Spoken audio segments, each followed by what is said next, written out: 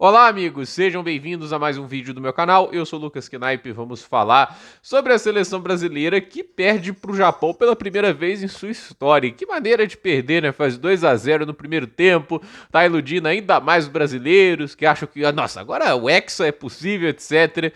E toma uma virada para 3-2 e um colapso muito grande do sistema defensivo. É assim, eu não sou a pessoa que vou falar que isso aqui é o fim para a seleção brasileira, eu não vou ser um cara tão radical, porque eu ainda acho que eu tô vendo coisas melhores do Brasil do que eu via antes do Ancelotti chegar, né? A troca de passes é muito melhor, a maneira que o Brasil se organiza é muito melhor, mas tem uma coisa que isso ainda não mudou, é como é frágil mentalmente a seleção brasileira. E não é de hoje, não é desse ciclo de Copa.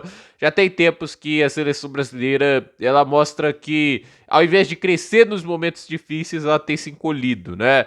E hoje, assim, por mais que seja apenas um amistoso, né? Tava 2-0, veio o primeiro gol do Japão, e aí acontece, né? A confiança que era, assim, a vitória por 2-0, a boa performance que o Brasil teve no primeiro tempo, se transforma no temor do Japão conseguir buscar o empate. Aí na hora que o Japão busca o empate, começa a se tornar o temor para que o Japão consiga buscar a virada.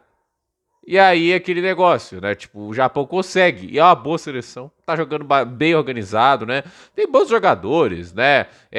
O Doan, o Itu, tem também ali o Dati Kamada, o Minamino, tem bons jogadores. O Japão não é uma seleção ruim de maneira alguma, né? Não é, acho que material para ser campeão do mundo também, isso também é exagero, mas a demonstração que o Brasil ainda não tá pronto, ainda precisa melhorar. E eu acho que assim, o Ancelotti ele espertamente usa esses amistosos para fazer testes. Mais importante do que os resultados é entender quem que tá apto para jogar no melhor nível da seleção brasileira e quem que tem que ser o titular, assim, quem que tem que ser o reserva, etc. Por exemplo, muita gente vai pegar no pé do Hugo Souza, né? Como terceiro goleiro, ok, eu não acho que isso é um problema. Ele ser lá uma alternativa que serve para pegar pênalti, é um cara que tem muita envergadura. Como goleiro principal, ele não tá acima do Alisson na hierarquia. Eu não sou o maior fã do Ederson, né? Mas existe um debate de quem vai contribuir melhor, né? Tipo, o Ederson ou o Hugo Souza. No melhor fase, o Ederson é melhor. E aí a gente tem também uma questão da zaga, né? O Fabrício Bruno é um ótimo jogador de Brasileirão, mas assim, ele nunca vai estar acima de Militão e Marquinhos. Assim, e nunca vai ser titular da seleção brasileira enquanto o Militão e Marquinhos jogarem futebol. Muita gente fica jogando hate em cima do Marquinhos, é muito mais jogador que o Fabrício Bruno, gente. E a batida do Fabrício Bruno, especialmente no segundo tempo, foi péssima. Assim, falhas que não podem acontecer. Mas, assim, porque eu acho assim, o problema maior desse jogo é a gente olhar e pensar, né? Imagina se isso é no mata-mata de uma Copa do Mundo. Esse tipo de colapso não pode acontecer porque não é ida e volta, é um jogo só. Então o Brasil precisa trabalhar isso melhor, precisa mostrar mais força mental nessas adversidades, porque talvez chegue um momento que a gente não tenha uma segunda chance. Hoje é só um amistoso, mas essa força mental, a meu ver, tipo assim, ela tem que aparecer, até porque a gente tá falando de uma seleção pentacampeã do mundo. Isso é uma pressão extra, mas é uma responsabilidade extra também. E a questão é, Fabrício Bruno, pra mim, ótimo reserva, talvez. E talvez ótimo seja uma palavra hipérbole, né? Porque assim, tem o Bremer, da Juventus, que pra mim é mais jogador. Tem jogadores que a gente pode colocar antes como alternativas pra zaga do Brasil. Mas a questão é, ele não pode ser titular. Marquinhos e o Militão, pra mim, são claramente os titulares da seleção brasileira, né?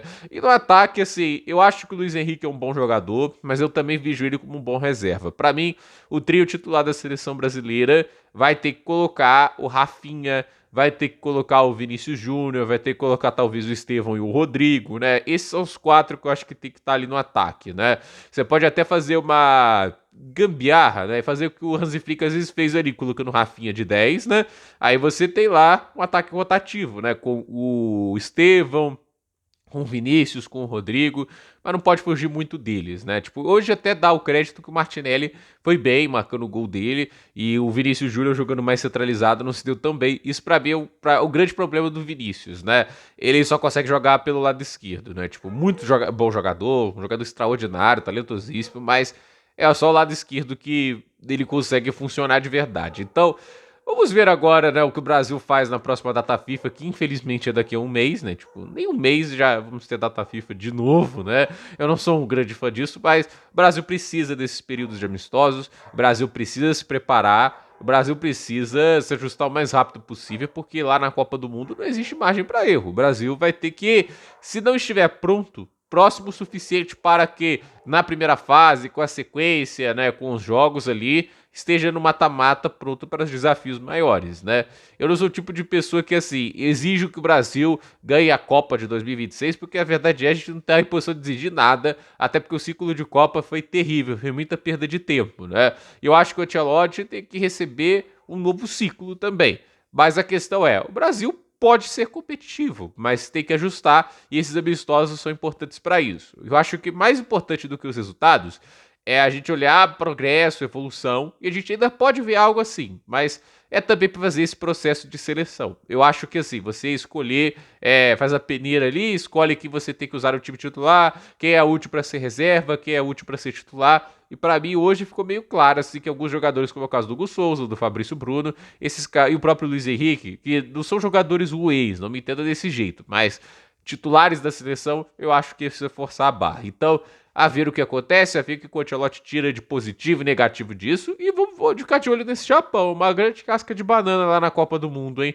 Não duvido nada o Japão aprontar as suas, eliminar alguém que foi grande, que não seja a gente, óbvio, né? Mas o Japão jogou muito bem hoje e tem que dar o crédito aí, porque eles buscaram uma virada fantástica, observaram o Brasil com uma fragilidade e exploraram isso muito bem. Então, gente, por esse vídeo é isso. Dúvida nos comentários, deixe seu like, se inscreva no canal, compartilhe esse vídeo e até o próximo vídeo.